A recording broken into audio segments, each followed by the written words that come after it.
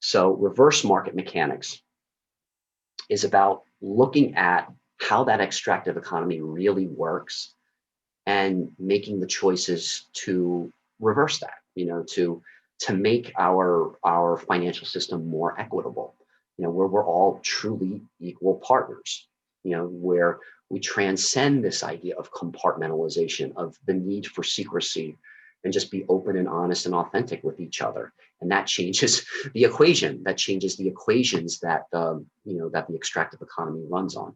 And I'll go a lot more into that today. So here's some of the questions to consider. Are you just done forever with the rat race and with the misunderstandings associated with class warfare? And that's a bold statement. Are we at war? Some people are, some people are not. But consider that statement. Are you at war? Does it feel like you're at war? So I believe that there's misunderstandings that are exploited. I do believe people are exploited through those misunderstandings, through that miscommunication. And I just want to ask, do you feel like you're just done with that? Are you done with it? Are you tired of social climbing and playing someone else's game? Yeah, I mean, due to compartmentalization, due to secrecy, do you just feel like, you're just playing along with what someone else is dictating? And I want you to, I would like to invite you to take a very honest look at that. And I would like to invite you to collaboration and change the game where, it's scary for people who are in power. It's very scary to consider what it would be like if we were in an equal partnership economy, because it's going to force powerful people to confront, their deepest emotions. It's going to cause them to confront their own transgressions. So yeah, I want to ask you, are you done playing someone else's game, and are you interested in changing the rules? And finally, are you just done with inauthenticity? Are you done with inauthentic professional relationships? I want to become more established professionally. I would like to have more productive professional relationships, but I feel the barrier to that is that there's inauthenticity. Because of this competitive conditioning, because of this divisiveness, people are on their guard, and it creates inauthentic environments to the point where you can't even get into a conversation, let alone make progress.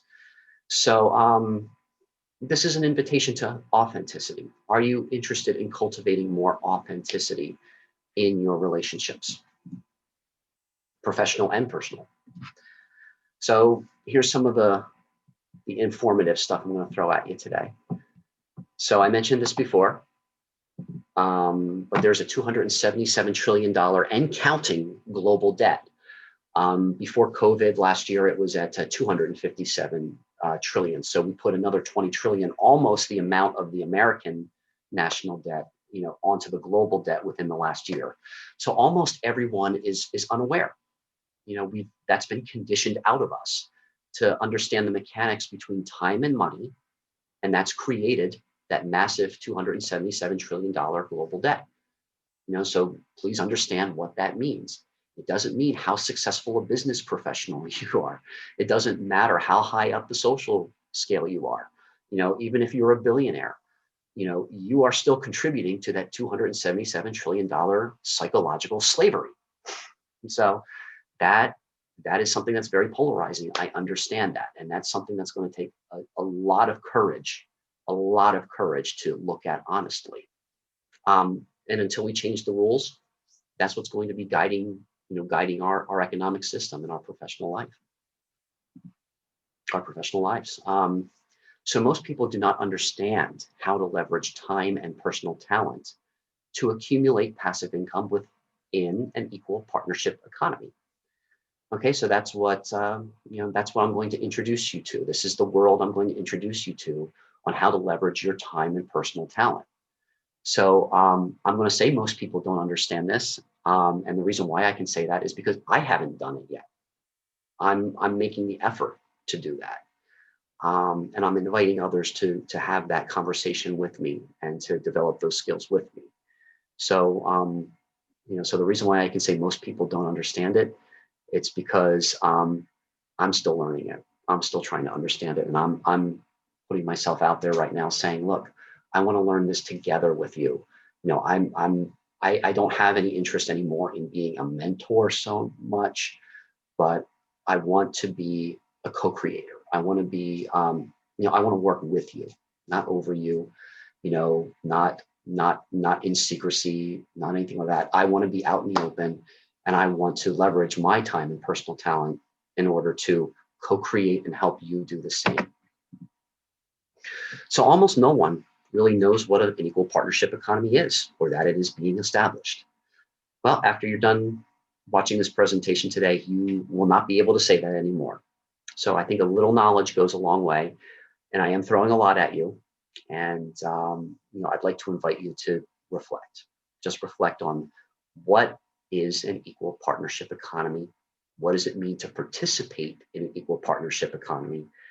And what is the next step for me personally, for you personally, to establish that, if that is something you are interested in. So here is the core fellowship that I work with twice a month. That's Marta on the top left. There's me on the top right. Bottom left is Parmjit, and bottom right is Nefertiti. We meet twice a month, and we have these deep dive conversations.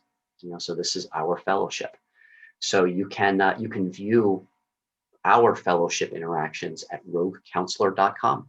So we have probably at this point 20 hours of fellowship recorded, that I want to share with you.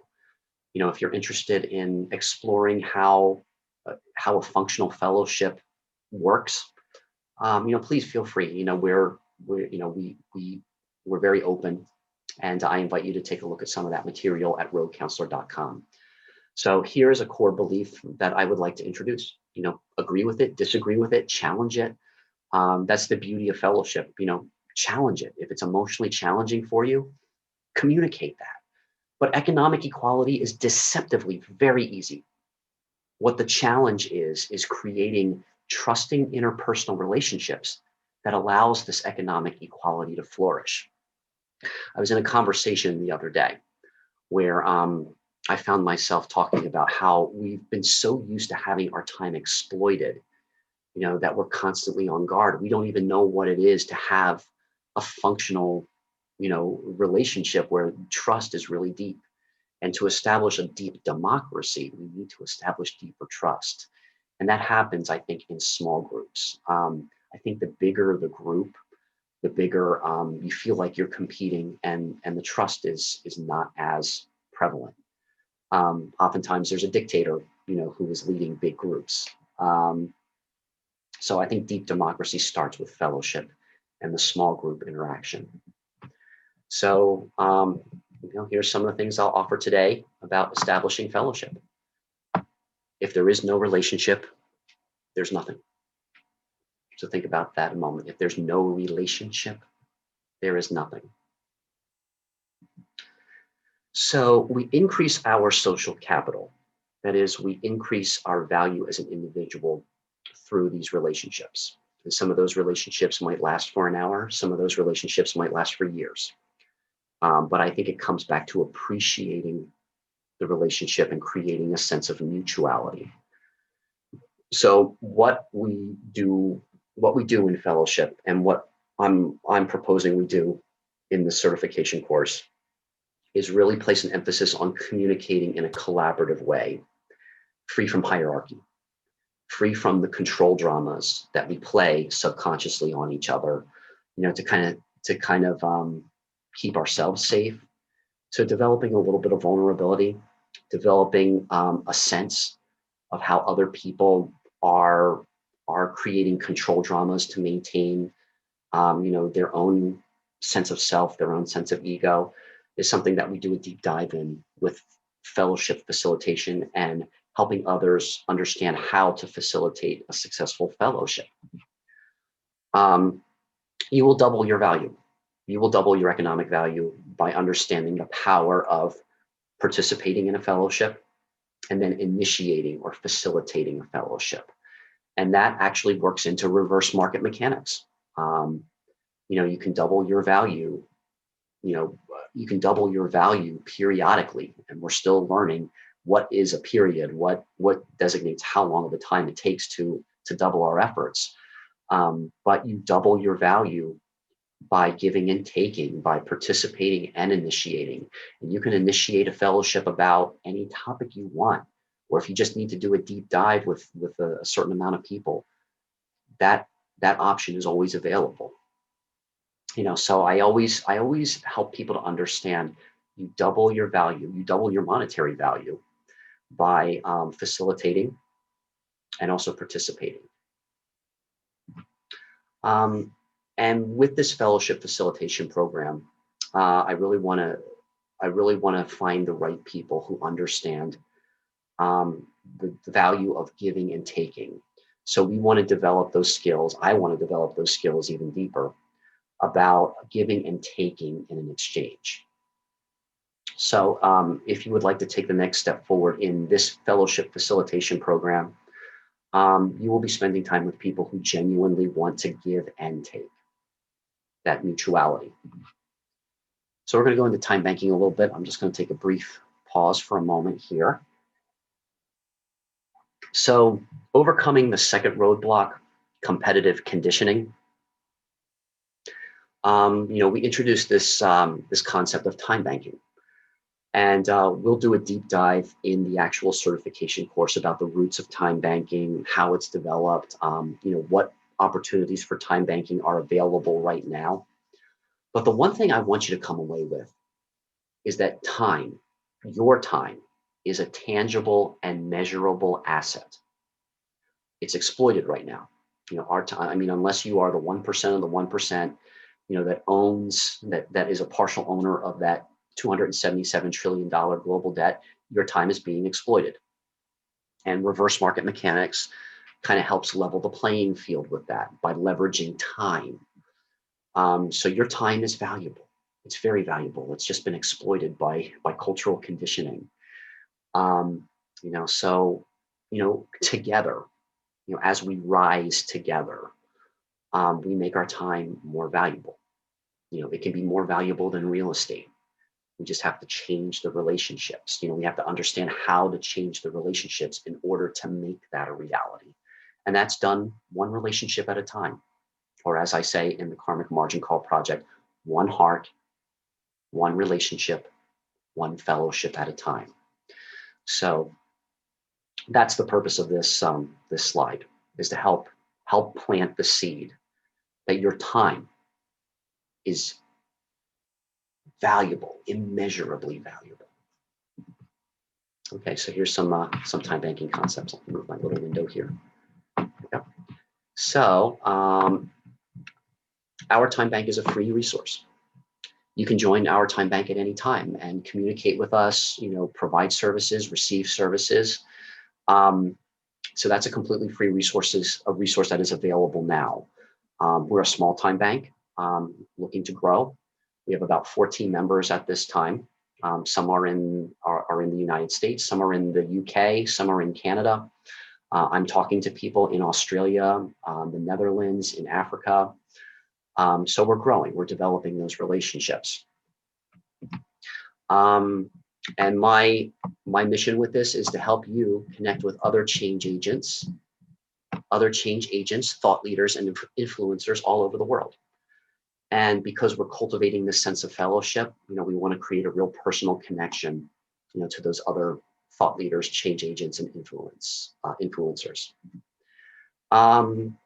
We are starting a revenue sharing program based on voluntary donations. So if you want to become a member owner of the time bank, there is a revenue sharing program available.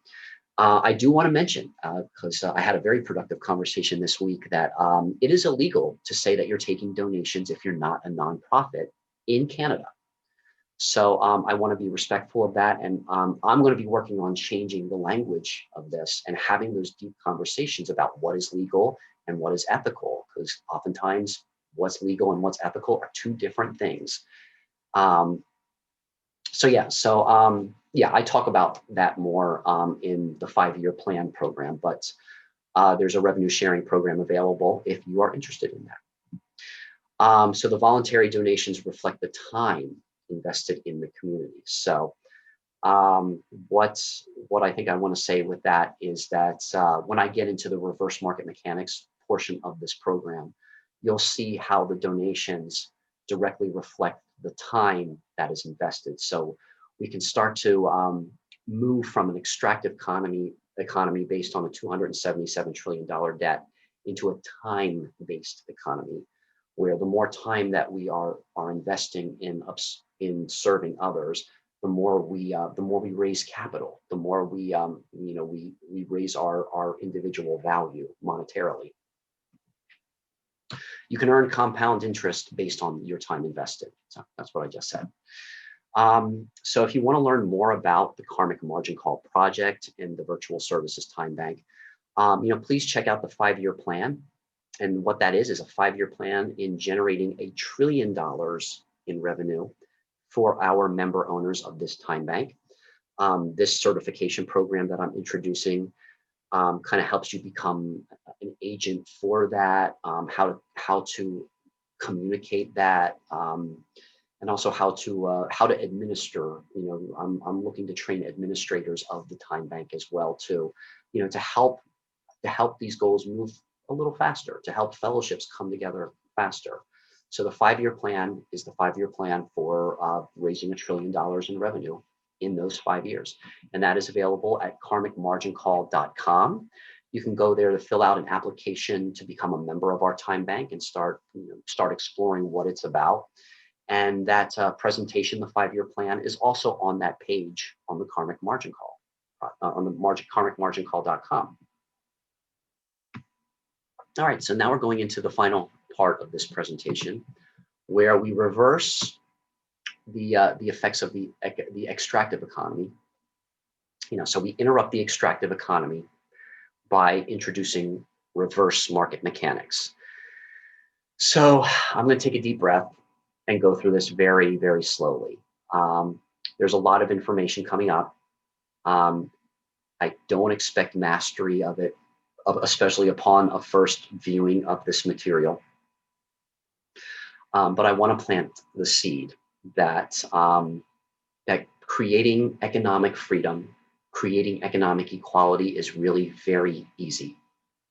So what we are challenged by now is communicating this kind of material, to each other.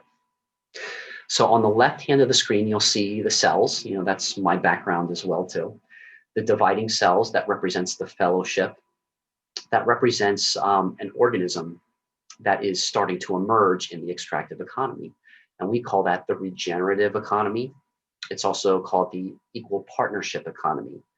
So if you think in terms of a cell dividing and those cells dividing and those cells dividing, you're getting an idea of what a living regenerative economy might look and feel and sound like. So the cells represent the regenerative economy. On the right, you see the pyramid that represents the extractive economy. So you have this fixed structure where all the power flows to the top and all the debt flows down and is dispersed amongst the population. That's how power is kept in check. That's how psychological control is kept in check. So that little bullseye that you're seeing represents kind of like our cellular regenerative economy starting to grow from the inside out of that pyramid structure.